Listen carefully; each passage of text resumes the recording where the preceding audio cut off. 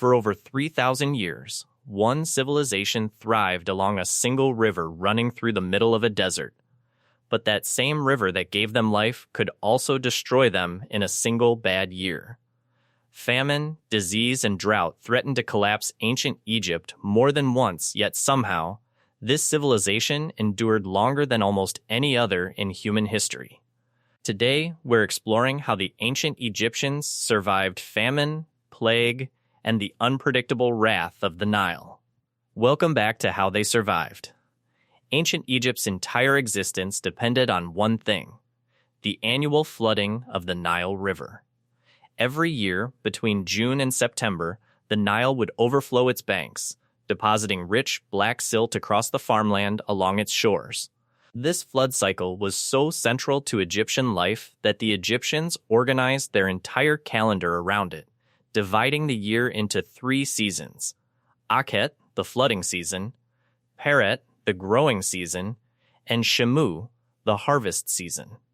When the flood was strong but not too strong, it was a blessing: fertile soil, abundant crops, and a stable food supply for the year ahead. But when the flood was too low, crops failed and famine followed. When it was too high, it could destroy villages, irrigation systems, and stored grain. Egyptian civilization essentially lived at the mercy of a single river's mood, year after year, for 3 millennia. This dependency shaped Egyptian religion, government, and survival strategy. Pharaohs were seen as divine figures, partly responsible for ensuring the Nile's flood was favorable, and one of the most important roles of the state was managing food security through granaries, irrigation projects, and taxation systems designed around crop yields. The foundation of the Egyptian diet was grain, specifically emmer wheat and barley. These were used to make bread, which was eaten at nearly every meal, and beer, which was a dietary staple consumed by everyone from laborers to the elite, partly because the fermentation process made it safer to drink than untreated river water. Bread in ancient Egypt wasn't just food, it was practically currency. Workers building pyramids and temples were commonly paid in bread and beer rations rather than money. Archaeological evidence from worker villages near the pyramids shows large-scale bakeries and breweries operating almost like factories to feed thousands of laborers daily. Vegetables such as onions, garlic, leeks, lentils, chickpeas, and cucumbers were widely grown and eaten, often in stews. Fruits like dates, figs, grapes, and pomegranates supplemented the diet, especially among wealthier households. The Nile itself provided an abundant source of fish, and fishing was a major part of everyday Egyptian life for both nutrition and trade. Meat was more limited for ordinary Egyptians, reserved mostly for festivals or wealthier families. Cattle, goats, and pigs were raised, and wild fowl were hunted along the marshes of the Nile Delta using nets and boomerangs. Honey was used as a sweetener, and salt was essential for preserving fish and meat during hot months. To survive years of poor harvest, Egyptians developed sophisticated grain storage systems. Massive state-run granaries stored surplus grain from good years, which could then be distributed during lean years. This centralized storage system is one of the earliest known examples of large-scale famine prevention in human history, and it played a critical role in keeping the population fed even when the Nile failed to cooperate. Ancient Egypt developed remarkable engineering and administrative systems specifically to manage the constant threat of famine and instability. Irrigation was key. Egyptians built canals, basins, and dikes to control and direct floodwater across as much farmland as possible, extending the benefits of the flood beyond the immediate riverbank. A tool called the nilometer was used to measure the height of the Nile's flood each year, allowing officials to predict harvest yields and adjust tax rates accordingly. If the flood was poor, taxes could be lowered to prevent mass starvation. If it was strong, more grain could be collected and stored for future shortages. The centralized bureaucracy of ancient Egypt was, in many ways, built around food security. Scribes recorded harvests, granary levels, and distributions in meticulous detail.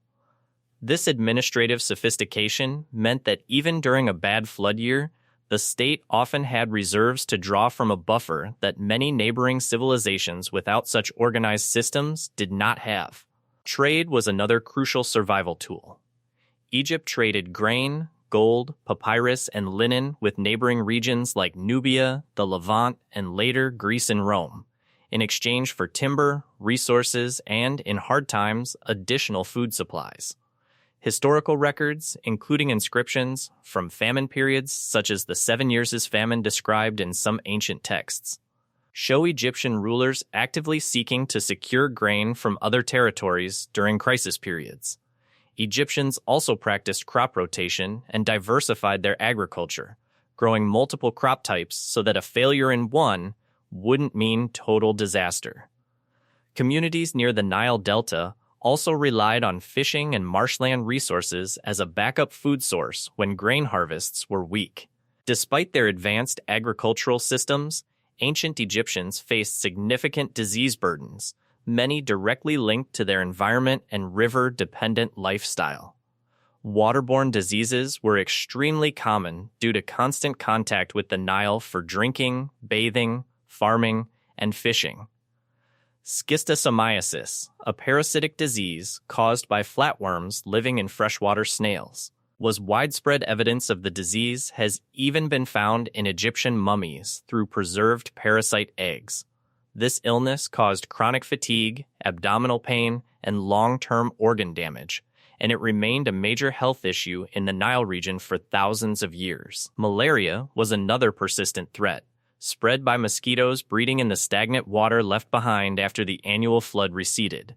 Egyptian medical texts, such as the Ebers Papyrus, describe symptoms resembling malaria and recommend treatments, though with limited effectiveness by modern standards. Malnutrition-related illnesses also appeared during famine years. Studies of mummified remains have shown evidence of anemia and stunted bone growth in some individuals, particularly linked to periods of poor Nile flooding. Egyptian physicians were surprisingly advanced for their time. They practiced basic surgery, set broken bones, treated wounds with honey and moldy bread, and developed herbal remedies for various ailments.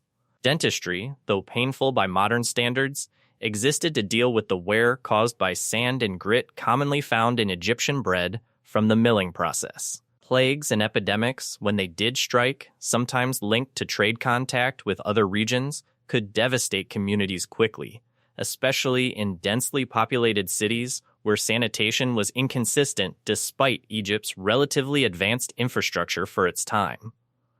The story of ancient Egypt is really the story of a civilization that learned to manage uncertainty. They couldn't control the Nile, but they built systems, granaries, irrigation, taxation, and trade that let them survive its unpredictability for thousands of years. Combined with early medical knowledge and a deep understanding of their environment, the Egyptians turned potential disaster into one of the longest-lasting civilizations in human history. If you found this deep dive into ancient Egyptian survival fascinating, hit that subscribe button, because next time on How They Survived, we're heading into a completely different world of conflict and survival. See you in the next one.